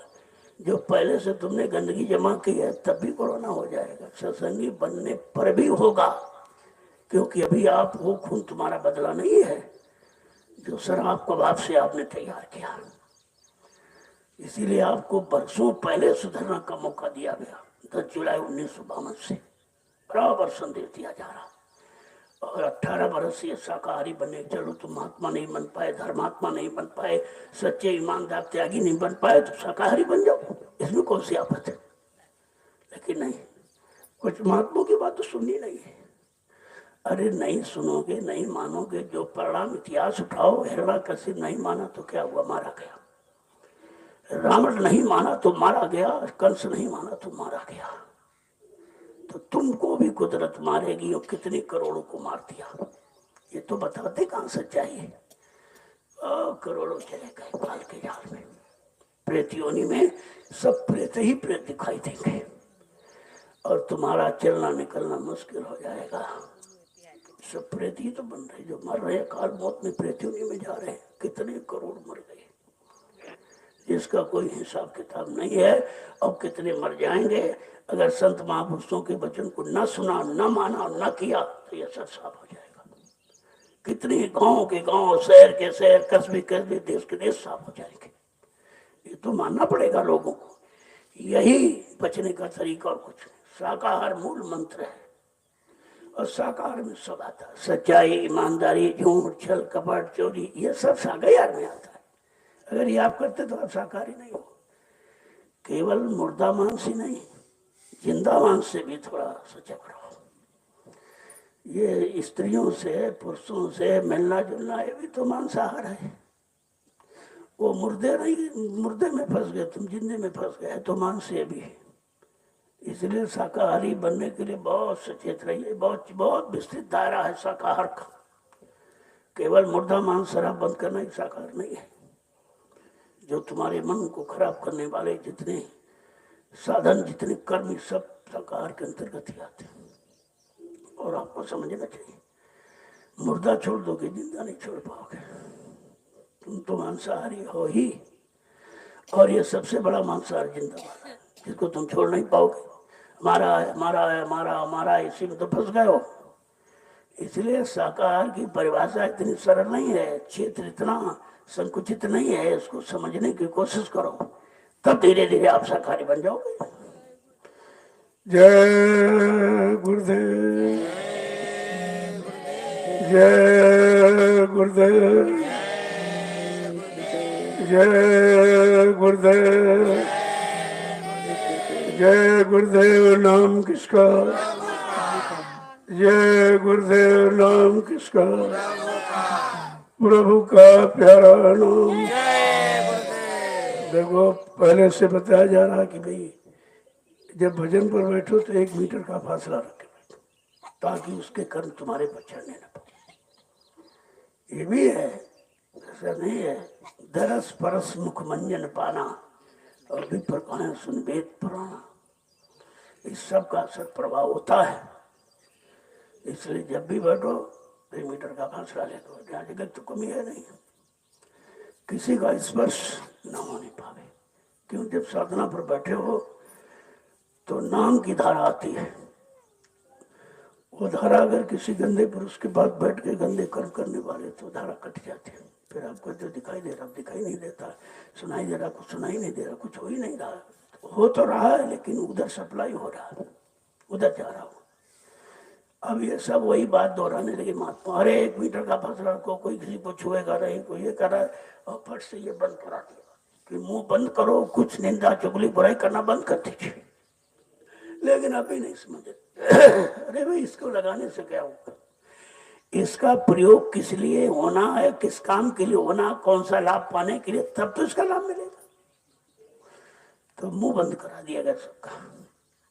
कुछ किसी की निंदा चुगली बुराई मत करो, किसी का नुकसान मत करो। नहीं कहना ना बोलना को ताले जुआ पे रखना।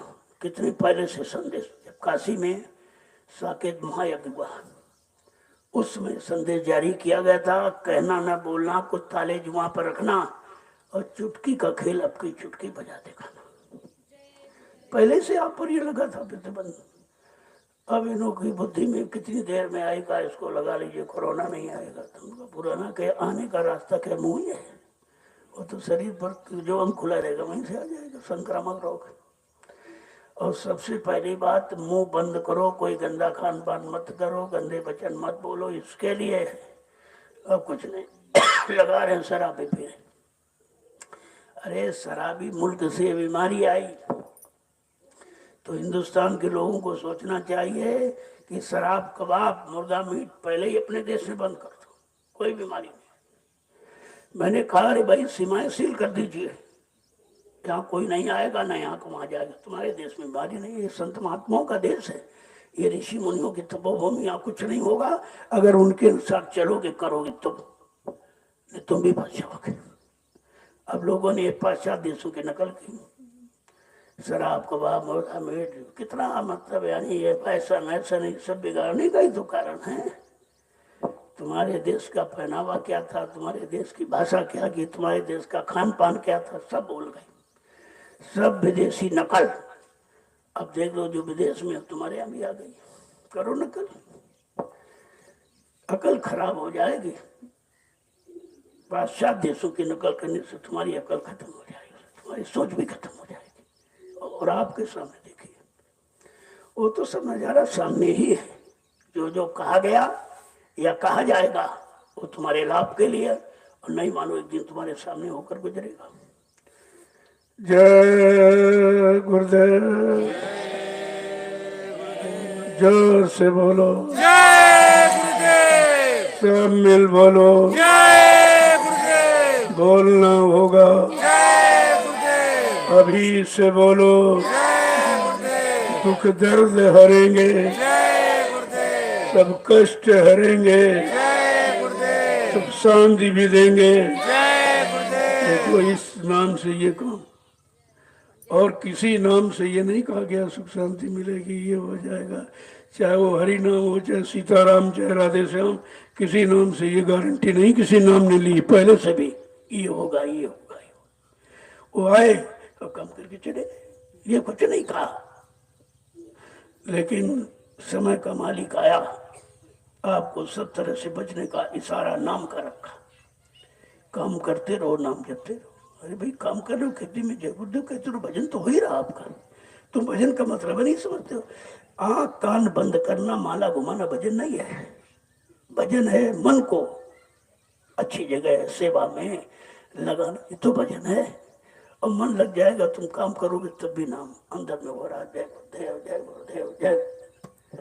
लोग 12 मंत्र का जाप करते थे, उनको सांसारिक लाभ मिला। ओम नमो वासुदेवाय, सांसारिक लाभ मिल गया उनको। और सांसारिक आध्यात्मिक दोनों लाभ देने के लिए जय गुरुदेव नाम आ गया। आप चलते फिरते उठते बैठते तो आपका हमेशा ही हो सकता है। लोग अजपा जाप करते, आप जय गुरुदेव का 1,00,000 बार जाप करिए, देखिए कैसे कम होता तुम्हारा। करो तो कुछ समझ कर भाई, इसमें तो आपको कुछ करना नहीं, काम भी कर रहे हो।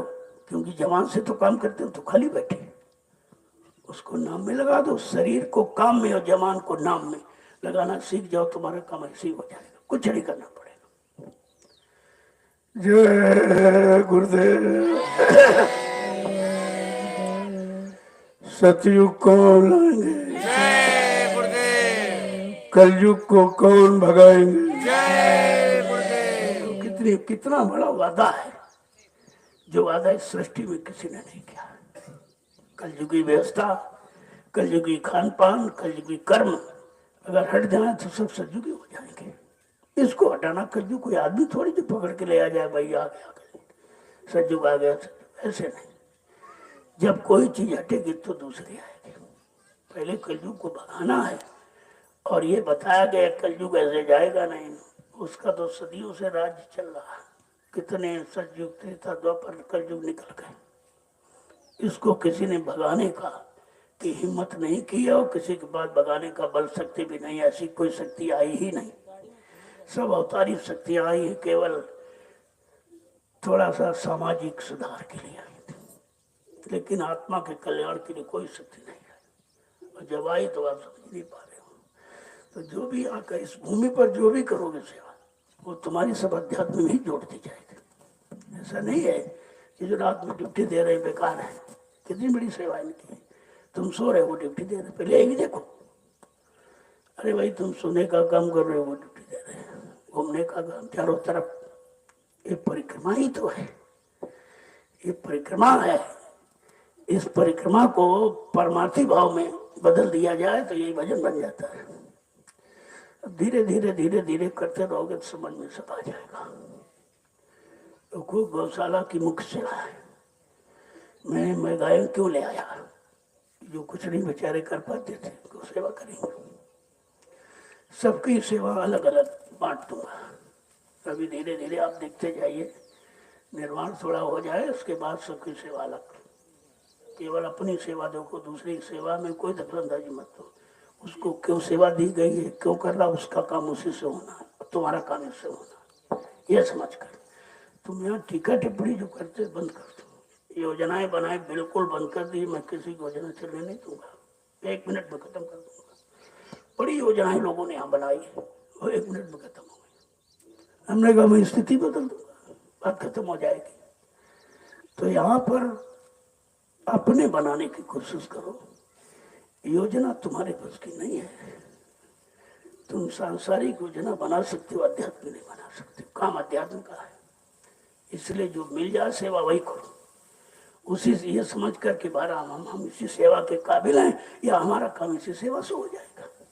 अब उसको क्यों रखा गया, उसको ये क्यों कर दिया गया, ये जो मैं, अरे भाई जो जिसके लायक उसे तो सेवा उसको दी जाएगी। तो इसके तरफ मन मत दौड़ाओ, मन खराब हो जाएगा आपका। बना पाए नहीं, खराब और कर लिया, और उससे भी तुमको कोई लाभ नहीं मिलेगा। उसको सेवा किसी कारण बस दी गई। देखा जा रहा भी कितना ईमानदार है, कैसे करेगा। तो 2-4 बार अलग पलट दो, अच्छे लोग निकल आएंगे। जैसे रोटी अगर पलटो न तो जल जाएगी, पलटो न तो जल जाएगी। इसी तरह ये व्यवस्था अगर बदली नहीं जाएगी तो खराब हो जाएगी। तो मैं सोचता हूँ भाई जो सेवा करने आता है वो 2 सप्ताह 3 सप्ताह जो करना चाहता अपना करे, इसके बाद घर जाए। वो व्यवस्था तुम्हारी है। घर की व्यवस्था आपका कर्म खर्चा है, वो भी उतारना है। और ये सेवा तुम्हारे साथ जाने वाली है। उधर कर जाओ, उतार लो इधर ही है। और जो लोग परिवार से रहते हो बहुत ही ठीक है।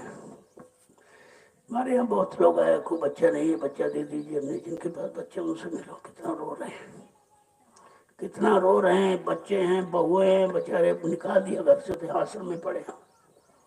तो तुम कहते हो बच्चे, अरे बच्चे उनके होते हैं जिनको कर्म खर्चा होता, और जिनका नहीं है तो उनको बना फुर्सत में भजन करो, क्या जरूरत। लेकिन नहीं, जिनके हैं वो भी रो रहे हैं, और जिनके नहीं वो सबसे ज्यादा रो रहे हैं। उनको पता ही नहीं है कि आपको इस स्थिति में क्यों रखा गया। तुम्हारा कोई कर्म कर्जा है ही नहीं, न कोई बेटा है न कोई बेटी, कुछ नहीं। चुपचाप भजन करिए, दोनों लोगों को मौका मिल गया। तो ये सब समझदारी की चीज है। और तुम यहाँ तो ज्ञान रहता हो, जैसे पीठ इधर की आश्रम की तरफ मुंह किया, संसार परिवार में फट से बोल गए, सब बोल गए। अब आपका मुंह और परिवार समाज दिखने लगे, वो धंधा बंद हो रहा है, दुकान का। अब इस 3 महीने में तुमने धंधा नहीं देखा, कहाँ चला गया? अध्यात्म में जहाँ तुम्हारा बनना था, वहां ये देखते थे कि दुकान कैसे बंद करें, धंधा कैसे बंद करें, नौकरी कैसे बंद करें। अब तो सब बंद हो गया, कुछ नहीं तुम्हारे पास रहा है, केवल भजन के सिवा। अगर भजन सब लोग करते रहते साकाई, तो स्थिति नहीं आती देश में, कुछ नहीं बंद होता। नहीं मानोगे तो देख लो, अगर महात्माओं की नहीं मानी तो कुदरत ने 3 महीने के लिए तुमको कैद कर दिया, सबको जेल हो गई, घर में रहो, कहीं नहीं जाओगे। तो ये समझो इशारा कुदरत का, एक छोटा सा इशारा से कह रही मैं देख लो, मैं सब कुछ कर सकती हूँ, मेरे पास सब ताकत, तुम्हारे पास मुझे रोकने की कोई ताकत नहीं है। ये कुदरत ने इशारा कर दिया। जय गुरुदेव, जय गुरुदेव, जय गुरुदेव। नाम किसका? जय गुरुदेव। नाम किसका? प्रभु का प्यारा नाम। तब आप लोग अपनी अपनी सेवा में भंडार वाले जाए, अपना नाश्ता तैयार करें इनका। देखो जब कम लेने लगोगे तो बस उतनी भूख लगेगी, ये आहार नाल जितनी बढ़ा लोगे उतने, और ज्यादा भोजन पहुंच जाएगा तो उसका काम नींद है। वो नींद है, भजन नहीं, सेवा नहीं है। तो इसीलिए आपको एक मीटिंग बंद करा दिया कि भोजन एक ही मीटिंग करो। हो जाता है तो ये लोग जबरदस्ती उसमें इतना ले ही लेते हैं कि हमारा ये पाबंदी लगाने का कोई मतलब ही नहीं। वो नाश्ते में इतना सा ले लेते, बताइए क्या तुम भजन करोगे? जब एक मीटिंग कह दिया गया तो 2 मीटिंग का पहले ही ले लेते हैं, नहीं देते तो झगड़ा करते हैं उसे, क्यों नहीं देते, तुम खिलाते हो क्या, ये शब्द बोलते। अरे तुम खिलाते हो क्या, तुम खाते हो अपना, कितने लाख लोगों का अन्न प्रयोग कर रहे हो, कम से कम प्रयोग करना पड़े ताकि किसी का खर्चा न लगे। इन बातों को बराबर ध्यान में रखो और अपनी अपनी सेवाओं में जाओ। जो गौशाला की सेवा करते हो गौशाले में जाए, भंडारे वाले भंडारे में जाए, खेती वाले खेती में जाए, और इनसे पूछ लो, क्योंकि आप मक्का इसको हटाना है, क्योंकि खेत लेवल कराया जाएगा। आपकी सेवाओं से, पैसे से मैंने एक ट्रैक्टर ले लिया यहाँ के लिए, मेरा नहीं है, आपका है, वो आपकी सेवा का, वो ले लिया ताकि अपना काम समय पर होने लगे। वो भी आ जाएगा 5-7 दिन में, तो तब तक इस धीरे धीरे इसको निपाटो और ये लेवल करा दिया जाए। लेवल में हो जाएगी तो समय और पानी कम लगेगा। और एक नुकसान है कि जहाँ खाली वहाँ पानी भर जाता तो फसल सड़ जाती, और ऊंचा जहाँ जाती नहीं वहाँ सूख जाती, दोनों नुकसान होते हैं। इसका लेवल हो जाए धीरे धीरे, और सब लोग कोई ना कोई सेवा जरूर करो। लकड़ी अपनी फाड़ के रख लो, क्योंकि बरसात है, ये तैयारी रखा करो। अभी स्टोर बना जा रहा है, उस स्टोर में लकड़ी फाड़ के रख लो बरसात के लिए, ताकि भीगे ना, नहीं तो दिक्कत होगी भंडारे में। तो ये पहले से चौकसी रखो, इनको जिम्मेदारी दी गई है, वो इन चीजों को देख रेख में रखें कि हमको क्या तैयारी करनी, क्योंकि आगे बारिश आ रही है। इसीलिए मैं बारिश आने के पहले तैयारी कर रहा हूँ कि आपका ये भंडारा सब बन जाए। आंधी तूफान में दिक्कत हुई बहुत की बार, कितनी बार झोपड़ी उड़ी है, कितनी बार गेट गिरे हैं, तो सब देखा गया, ऐसा नहीं है। तो ऐसी की स्थायी व्यवस्था बन जाए तो झंझट खत्म हो जाए और ये मैदान खाली हो जाए। आवाज स्व जितना सब उधर एक जगह, ये खाली हो जाए तो यहाँ सब्जी होगी, इसमें अनाज आपका हो जाए, लेना ना पड़ेगा कुछ। बाकी कोई बड़ा कार्यक्रम, राष्ट्रीय कार्यक्रम, पहली बात तो बड़ा संभव है, क्योंकि इनके पास कोई उपचार अभी नहीं है। भीड़ को रोकने का या भीड़ को बीमारी से रोकने का इनके पास अभी कोई उपाय नहीं हो सकता। भीड़ के लिए पाबंदी लगा नहीं है, तो मैं उससे क्या मतलब, अपना तो हो ही रहा, तुम्हारा कोई काम नहीं। संगी मिल रहा, आपको भजन भी करते हो, सेवा मैं तो सब काम हो रहा हूँ, कोई पाबंदी कुछ लगे मुझसे कहा वो तो देश दुनिया वालों को सीख दी जा रही है कि देखो तुम्हारी पूजा में पाबंदी, तुम्हारे देवता में पाबंदी, तुम्हारी देवी में पाबंदी है, लेकिन हमारे मनुष्य मंदिर में कोई पाबंदी नहीं है। रोज भजन करो, रोज दर्शन करो, सब कुछ हो रहा, यहाँ क्या बंद है? अरे भाई इसी से आपको समझ लेना चाहिए भाई हमारे में तो कोई है नहीं। अब आप लोग जाइए, मैं शाम को निकलूंगा, फिर मिलूंगा आपसे।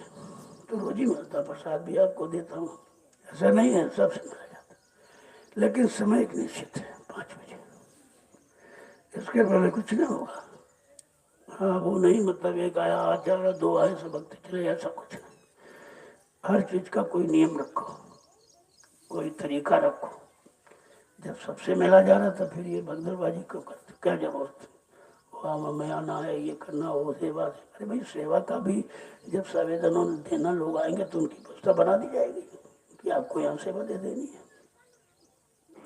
और इसमें तो जरूरत है, इतना बड़ा निर्माण कार्य हो रहा, लोगों की लग जाए, और बाकी आश्रम बने, आश्रम को उसमें लग जाएगी।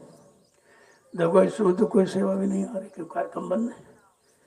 ये जितना भी काम हुए जमीन देख रहे हो, ये सब जो मैंने हिंदुस्तान में 8 वर्ष सत्संग किए, भाग दौड़ करके जो मेहनत की है, जो लोगों ने हमको 10 रुपया, 1 रुपया, 20 रुपया, 100 रुपये पकड़ाए हैं, वो मैंने बहुत संभाल के रखा था, उसी से जमीन ले गई। भूमि सेवा तो अब लोग दे रहे, जमीन आपकी पहले खरीदी गई, लोगों को कुछ नहीं पता अभी कैसे हो गया है। हमने कहा भाई 1-2 रुपए जो आपने दिया था मैंने उसको संभाल के, क्योंकि मेरे पास तो कोई खर्चा है नहीं, तो मैंने संभाल के रखा और फट से जमीन हो गई। अब लोग कह रहे थे भाई जमीन लोगों ने, हमने कहा नहीं, मैंने 1 करोड़ रुपए लोगों को बांटा कि आप अपने खाते से केवल ट्रांसफर कर दीजिए। तो पैसा तुमने कहाँ दिया है? वो तो यहीं से दिया गया, तुमने ट्रांसफर कर दिया, हमने दिया सेवा, हमने सेवा। तुम्हारी सेवा भी कहाँ आई? जो सेवा आई वो आपकी 65 लाख रुपए सिर्फ, और खर्चा कितना हुआ? 1,80,00,000 मेरी जमीन का बैनामा हुआ। अभी तो जो मैंने खर्च किया वही नहीं आया वापस। अगर ये सब खर्च कर दिया जाता, जो 1 रुपए, 2 रुपए, 10 रुपए लोग दे रहे, तो कुछ नहीं हो पाता। एक बार की कोई थोड़ी देगा, तो ये सब गृहस्थी की तरह बहुत संभाल की चीज रखी जाती है। देखो आपका हो गया, और अब भी उसी से ये सब जो आ रहा मटेरियल, तो तुम्हारा खाता तो वहाँ है, यहाँ थोड़ी है। और खाते में तुम्हारा इतना आ पाया है जो सेवा लोगों ने दी। बाकी जो दर्शन में लोग दे रहे, या कोई और भाव रखकर हमारा लगा दीजिए, तो पर से लगा दिया जाता है आपको।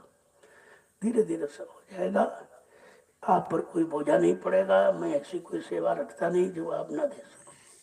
हर व्यक्ति 25 रुपये दे सकता है, मजदूर भी 300 रुपये, 200 रुपये पाता है, वो 25 रुपये दे सकता है, क्या दिक्कत है? और जो रोज अनाज लाते हैं, आटा ले आए कि भाई हम कहाँ से अन्न की सेवा दें, मैंने उनके लिए बताया तरीका कि जितना भोजन बनाते हो 1 मुट्ठी ऐसे आटा भरो, 1 मिट्टी के हांडी में डाल दो, मिट्टी के हांडी में, तो 30 दिन में 2.25 किलो बन जाएगा। मैंने तो 2 ही किलो कहा है, 2.25 किलो तैयार हो जाएगा। तो इसमें कोई बहाना नहीं कर सकता है। इतनी मैंने छोटा आंकड़ा रखा है, मतलब 2 किलो तो हर व्यक्ति दे सकता है। और 2 किलो से कितना बड़ा काम होगा। वो 2 किलो आपने जो गुरु पूर्णिमा में दिया, उसी से अभी तुम्हारा भंडारा चल रहा है। यहाँ दुरुपयोग नहीं होने दिया जाता, यहाँ किसी चीज को अनावश्यक खर्च नहीं किया जाता। जो भंडारे में बन रहा महाप्रसाद, उसको लीजिए। बहुत आपने घरों में चिकना चुपड़ा अच्छा खाया, लेकिन कोई अच्छा काम नहीं किया आपने। इसलिए भंडारी की रोटी खा के देखिए आप। लेकिन अब इसमें टीका टिप्पणी करो तो प्रसाद का निरादर कर रहे हैं आप। ये प्रसाद है, इसका निरादर करोगे तो उसका भी लाभ आपको नहीं मिलेगा। नहीं भंडारे की रोटी आप खाइए नित्य, तो बीमारी कोई नहीं रहेगा। कुछ न मिले नमक रोटी, अरे भाई मथुरा में तो 2 रोटी और नमक दिया जाता, तो खेत में काम करते, उनको बड़े प्रेम से खाते थे, कोई बीमारी नहीं। यहाँ कहते ये नहीं बनाया तुमने, वो नहीं बनाया, ये ना, भाई तो फिर घर चले जाओ, होटलों पर खाओ, यहाँ नहीं है। तुरंत कह दीजिए आप घर जाइए भैया, यहाँ ये नहीं है। यहाँ भंडारे का महाप्रसाद खाना तो खाओ, तो घर जाओ, क्या जरूरत है? हमको ऐसे लोगों की आवश्यकता नहीं है। हम बिल्कुल चुने लोग रखेंगे, क्योंकि अब सेवा जगह जगह अच्छी होगी, सुचारू रूप से होगी। खेती का काम अलग होगा, और जितनी सेवाएं हैं वो सब अलग अलग, उनकी जिम्मेदारियां अलग अलग लोगों को दी जाएंगी। ये भगदड़ वाला काम खत्म हो जाएगा, कोई भगदड़ नहीं। दिवाया सब चला आ रहा, चला आ रहा, जा रहा, चला रहा, नहीं नहीं नहीं। ये खाला का घर नहीं है जब आओ चले जाओ, जब चले जाओ, ऐसा कुछ नहीं। वो सब विधिवत सिस्टमेटिक ढंग से होगा, तो लोगों को मर्यादा का ख्याल रहेगा कि हमको आश्रम में आने आए तो किस लिए आए। चलो 2 दिन का मौका मिला गृहस्थी में, तो 2 दिन पूरा सेवा में लगाओ, फिर चले जाओ। अब ये नहीं कि आप आए तो इधर टहल रहे, उधर टहल रहे, ये भोजन ठीक नहीं, वो नहीं ठीक, वो नहीं ठीक। ये तो टीका टिप्पणी करने वाले बने ही रहेंगे, वैसे करते चले जाएंगे। या उनके अनुसार कुछ नहीं, किसी के अनुसार नहीं। कोई अपनी बुद्धि मत लगाओ, तुम्हारे अनुसार यहाँ कुछ नहीं होगा, क्योंकि तुम जानते कुछ नहीं। तुमको सामने का नहीं दिखाई दे रहा, तो आगे वाला कैसे देखोगे? जो आने वाले भविष्य में लाभ देना आपको मिलने वाला, वो तुमको दिखाई देता नहीं है। इसलिए जो बता दिया जाए वही करो, वही समझ करो कि हम इसी के लायक हैं। यहाँ न बनाया जाता न कुछ बिगाड़ा जाता, केवल तुम्हारे कर्म काटे जा रहे। ये गोदाम बना दो, ये बना दो, वो बना दो, ये सब कर्म कर्जे उतारने के तरीके, बाकी ये कुछ नहीं है सब। जब आपको जाना तो फिर गोदाम जाएगा साथ। अरे गोदाम में तुम्हारा लाई सेवा रखी जाएगी, उस सेवा से लाखों लोग भोजन पाएंगे, ये लाभ है। तो धीरे धीरे लोगों से बता दिया गया सबको। नहीं कोई लोग कहेंगे भाई बताया क्यों नहीं, इतना बड़ा काम हो रहा था। कहेंगे सेवा के दिन ये तो कभी हमने कहा नहीं। मैं सेवा की बात नहीं करता हूँ, मैं तो तुमसे सेवा करने की बात करता हूँ।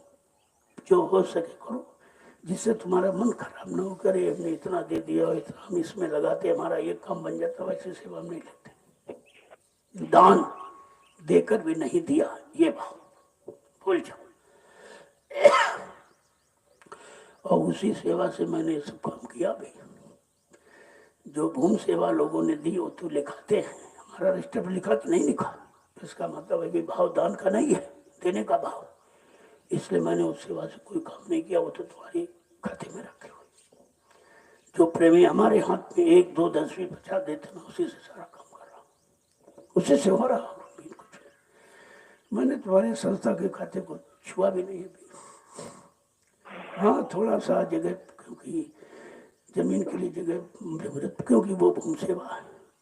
जब भूमि ली जाएगी उसमें खर्च की जाएगी। जिस बाबत में जो सेवा उसी बाबत में लगनी चाहिए, ताकि प्रेमियों को सेवा का लाभ मिल जाए। ऐसा नहीं कि इसका उसमें लगा दिया, उसका ये कुछ नहीं करता। तो खाता तुम्हारा वहाँ सुरक्षित है, जब कहीं जमीन की आवश्यकता पड़ेगी तो ले जाएगी। बाकी ये काम मैं दर्शन सेवा से कर रहा हूँ। जो भी बलरामपुर में कार्यक्रम होगा, या जो मैं जहाँ जहाँ निकलता हूँ, या यहाँ भी लोग जो दान स्वरूप देते हैं, 1 रुपये 10 पैसे, जिसकी जो श्रद्धा है, श्रद्धा की चुनी भरी काम हो जाएगा और सफलतापूर्वक कार्य होगा। इसलिए जितना मटेरियल आ रहा आप देख रहे हो, मैंने किसी से नहीं कहा मटेरियल सेवा। जो लोगों ने मुझको दिया, मेरे पास जो बचा रखा मैं इसी में लगा दूंगा।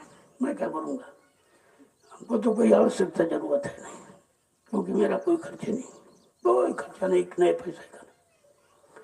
जब खर्चा नहीं तो हम रखें क्यों? हाँ आपने दिया है तो तुम्हारी पूछ लेते भाई किस काम के लिए दे रहे हो, तो कहेंगे जहाँ उचित समझो लगा दो, तो लगा दिए। हम तो जहाँ उचित समझेंगे, जहाँ से तुम्हारा कर्म कर्जा निपटे वहीं लगा दूंगा। और लग रही धीरे धीरे तो वो जो अभी खरीदा गया बाद में, उसी में ये सब बन जाए इकट्ठे एक ही जगह पर, और ये मैदान खाली हो जाए, इधर सब्जी इधर अनाज, ताकि कोई चीज मोल न लेनी पड़े। और प्रेम से कहना न पड़े भाई तो दबाव समझते हैं, तो वैसे सेवा मत लाओ। जो बोझा समझता हो, दबाव समझता हो, मत लाए। जो हंसी खुशी से लाए वो। इसीलिए मैंने 2 किलो गेहूँ रखा है, इसमें कोई दबाव नहीं हो किसी का होगा। पहले आप इशारा समझिए, मैं 10 किलो भी कह सकता था, लोग देते, कुंडलों देते, ऐसा नहीं है। जो देना चाहता वो तो देता ही है, लेकिन हमारा आंकड़ा केवल 2 किलो का। इससे क्या होगा, मजदूर गरीब सब सेवा में सम्मिलित हो सकेंगे। इसलिए और ज्यादा देना, ज्यादा तो उससे तो दशांश होता गुरु का। दसवां 100 पैदा कर तो 10 रुपए निकाल दो, दशांश निकालते रहोगे, कभी तुम्हारी बरकत खत्म नहीं होगी, कभी कोई परेशानी नहीं आएगी। तुम समझो नहीं नहीं नहीं हम इतना इतना देंगे इतना, तो भाई देखो दशांश आप हजम नहीं कर सकते, उनको नामदान का कर्जा है। नामदान जी को दिया जाता ताकि आज जो अब तुम जीवन भर कमाई करो उसमें दसवांश बच्चा मेरा है। ये दशांश निकालते रहोगे तो बरकत नहीं खत्म होगी, थोड़े से तुम्हारा कम बन जाएगा, बीमारी झगड़े झंझट नहीं आएंगे। लेकिन तुम बात ही नहीं समझते, समझते रहे हमने पैदा किया, इसमें उनका क्या है, तुम रख लो, तुम्हारा है तो रख लो। हम कहते तुम दो, हम तो देने की बातें नहीं करते, हम तो सेवा करने की बात करते हैं। हाँ, अब लोग इस बात को समझ रहे हैं हिंदुस्तान में कि किसी ने आज तक इतनी छोटी सेवा का ऐलान नहीं किया। लोगों ने 4-4, 5-5, 6-6 अंकों की सेवा ली और कुछ नहीं हुआ। अब लोग उस पर विचार कर रहे हैं कि लोगों मैंने 4 अंक 6 अंक की सेवा दी मथुरा में, वो सब कहाँ चली गई, और अब तो इतनी छोटी सेवा का। तो जो यहाँ से भगे थे दूसरी जगह गए, वो भी सेवा के लिए कह भाई हमारी भी ले लो, हमने ले लो, परिवार है। अरे परिवार का कोई अलग हो गया तो क्या परिवार से हट गया, क्या परिवार का व्यक्ति नहीं रहा? ऐसा नहीं है, जब कभी समझेगा तब लौट के आ जाएगा, क्योंकि उधर है कुछ नहीं, केवल ले देना देना दो, ये दो ये दो ये दो ये दो, इसके अलावा कुछ नहीं। अब लोग धीरे धीरे लेन देन को समझेंगे कि भाई यहाँ कुछ नहीं लिया जा रहा, इतना बड़ा काम हो रहा, और ये यानी 60 वर्ष से इतनी सेवाएं नहीं, कहीं 1 इंच जमीन नहीं खरीदी, कहीं नहीं, प्रेमियों के लिए कोई व्यवस्था नहीं, सब अपना घर मकान दुकान बनाते रहे, और आज भी बना रहे हैं। और लोग अभी नहीं समझ पा रहे कि हमारा कुछ बनना ही है, तो सब अपना बनाते हैं हमसे ले ले करके। तो कम से कम भगवान ने तुमको बुद्धि दी, उसका प्रयोग करो। लेकिन अब धीरे धीरे मजबूर से लोग करने लगे। और प्रेमी बताते हैं कि जो उधर गए थे वो भी कहते भाई इतनी छोटी सेवा हमारी भी ले लो, हमें ले लो उसकी, इसी से भाव उसका भी बन जाएगा। देखो सच्चा और अच्छा सस्ता काम सब चाहते हैं, कोई ऐसा नहीं, और बड़ा लाभ मिले ये सभी तो चाहते हैं ना। तो इसलिए कभी ऐसा मत समझो, यहाँ कोई काम ऐसा नहीं होगा जिससे तुम्हारा नुकसान हो। मैं ऐसा कोई आदेश ही नहीं देता हूँ, बड़ा सरल आदेश है। अब तुम्हारा ये सब बन गया, अगर इसको करने लगो तो भंडारे में तुमको लोगों से अनाज मांगने की जरूरत नहीं, सब स्वेच्छा से ले आएंगे, दे दे, बाकी आपको जाना नहीं पड़ेगा, इसी जमीन से इतना हो जाएगा और आपको सेवा का मौका मिलेगा। भाई आश्रम पर आइए ना होता तो कहाँ सेवा करते, बैठे रहते चले जाते। इसमें कुछ ना कुछ घुस जाओ, देखो घास तो नहीं कहीं, क्योंकि तुम्हारा है, ये समझ के नहीं कि हम आए 2 दिन के लिए, हम खा पी के घूम के चले जाएं, तो फिर क्या लाद के चले जाओगे, मिलेगा क्या आपको? 2 दिन का मौका मिला भी आपने गंवा दिया।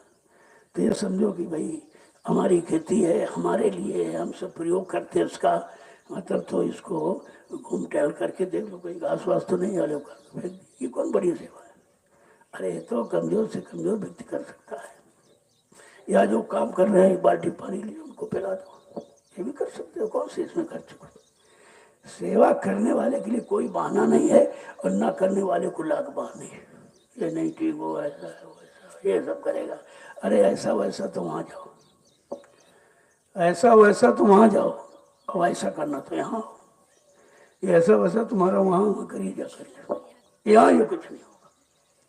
ये बात समझ लो, यहाँ का ना कोई छोटा है ना कोई बड़ा है, हमारी दृष्टि में सब बराबर। अब ये है, ये देखा बारे तुम किस सेवा के काबिल, उसको सेवा दे दी, उसमें छोटे बड़े की बात नहीं है, वो उस काबिल था या उसका भोग उसी सेवा से पूरा हो जाएगा, इसलिए उस सेवा का आदेश उसको दे दिया गया। और आप उसमें अपनी बुद्धि लगाते, इनको ये क्यों दे दिया, इनके नाम ये क्यों करा दिया, उनके नाम ये क्यों करा दिया।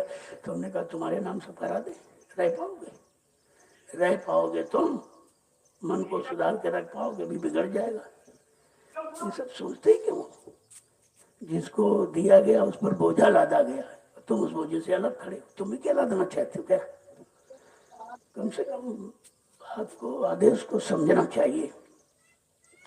अपने काम में लगे रहो, धीरे धीरे आते रहो, जाते रहो, काम हो जाएगा, इसी आने जाने में काम हो जाएगा। जिनको मुस्तकिल रहना है वो बिल्कुल आश्रम के नियमों का पूर्णतः पालन करेंगे।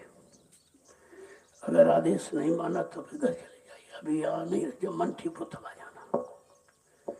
तो इसीलिए तो आवासीय व्यवस्था की जा रही भाई। जो परमानेंट रहने वाले हैं या कहते नहीं उधर से मेरा मन हट गया, मुझे पूर्ण बैराग आ रही है। अगर अभी उधर जाने की माने इच्छा है तो फिर अभी नहीं, उधर जब इच्छा हट गया। भल्ला जी को अपने गुरु के पास गए, कहने लगे आश्रम रहना, कहते नहीं बच्चा अभी नहीं, भी तुम्हारे परिवार का पूजा है, बच्चों की शादियां हैं, ये ब्याह है, हटा दिया। जब शादी ब्याह हो गई कहा कि अब तो रह सकते हैं, कहा अभी नहीं, अभी मन तुम्हारा उनकी तरफ देखेगा कि लड़की की शादी की दमान ठीक है कि नहीं है, कैसे रखता है, क्या है, अभी चिंता है। जब चिंता उधर से हट जाए तो आश्रम पर रहने लो। फिर 2 साल के बाद आए, कल अब कोई फिक्र चिंता नहीं उधर से, तो कहा ठीक नहीं है, रहने लगे। 1 महीने बाद पूछा भल्ला क्या कर रहे हो? कहा सरकार भंडारी की सेवा करता हूँ। करो भंडारी की सेवा करो तो अपने पेट की सेवा कर रहा, रोटी खा लेता है। तो कहा 1 गट्ठा लकड़ी ले आ करो, बीन कर, तोड़ के नहीं, बीन कर लाओ, उसमें देर लगेगी। जब 1 गट्ठा ले आए तो पूछा भाई क्या सेवा करते हो? हुजूर आपके आदेश का पालन करते 1 गट्ठा लाता हूँ। कहना वो तो रोटी पेट की सेवा। अभी संगत सेवा गुरु सेवा बाकी है, 2 गट्ठे लाया करो। जिस 2 गट्ठे लाने लगे, 1 महीने बाद पूछा भल्ला क्या कर रहे हो? कहा हुजूर आपके आदेश का पालन कर रहा हूँ, 2 गट्ठे लग गया। कहा नहीं भाई, एक तो तुम्हारी रोटी की और एक भंडारे की, और मतलब संगत की और गुरु की सेवा। अच्छा कल 3 गट्ठे लाए। अब 3 गट्ठे लकड़ी बीनना तो पूरा दिन चला जाए, तभी को ना हो। वो इसीलिए कि तुम्हारे मन को ये नहीं बताना है, ऐसी जगह लगाना है कि किसी तरह का कुप्रभाव न पैदा हो उसमें। करने लगे तो पूछा भाई अब क्या करते हो? कहना जो आपने आदेश दिया है। कहना अच्छा अच्छा अच्छा, जाओ 1 गट्ठा और करना, 4 गट्ठे। अब 4 गट्ठे सुबह जल्दी जाना पड़ा, कहना जल्दी चलो तभी 4 गट्ठे हो पाएंगे। सुबह 4 बजे भागे, शाम को सूर्यास्त के बाद मुश्किल से ला पाते। अब गुरु देखो परीक्षा है, कितनी सरल परीक्षा और कठिन भी बहुत है। एक दिन सुबह से पानी बरसने लगा। अब भल्ला जी को चिंता हो गई कि सेवा कैसे हो गई। चलो आज रोटी नहीं खाएंगे, भंडारी सेवा चलो नहीं, कोई बात नहीं, लेकिन संगत सेवा गुरु सेवा तो वंचित रह रहा हूँ। थोड़ा दिन रह गया, फट से भागे कि चलो 2 गट्ठा ले आऊंगा, गुरु और संगत की सेवा तो हो जाएगी, भंडारी में रोटी नहीं खाऊंगा, चलो भंडारी सेवा बंद हो जाएगी। और फिर पानी गिरने लगा, तेज बारिश खूब करा दी। अब बेचारा वहीं फंस गया जंगल में। तो तब गुरु ने कहा भाई भल्ला भी नहीं आया, देखो देख रहे हैं। कहते भल्ला नहीं आया? जो नहीं, अरे कल चलो 1 रस्सा ले लो, अब तो देख रहे हैं कि कहाँ गिरेगा, कहाँ कैसे क्या। तो ये जमीन के भोपट कुआं था और दिखाई नहीं दिया, रात उसी में चले गिर गए, लेकिन गट्ठे नहीं गिरने दिए। और जब लेके गए तो आवाज लगा रही है भला कहाँ है, तो कहाँ है, तो कहाँ है? क्या हुजूर यहाँ हूँ। कल चलो देखो कुएं में है। रस्सा फेंका, कल जल्दी इस गट्ठे फेंको। कहना नहीं महाराज, पहले गट्ठे आएंगे बाद में भला आएगा, क्योंकि भाई ये सेवा है आपकी, है संगत की सेवा। जब गट्ठे ऊपर आए तो भला चरण पकड़ लिए, कहने हुजूर ये कलयुग है, ऐसी सेवा मत लेना, तुम्हारा कोई भक्त नहीं बनेगा। इसलिए कठिन परीक्षा बंद कर दी गई। अब सरल परीक्षा रहेगी वो भी नहीं लोगों से होती, तमाम बहाने, वो घर का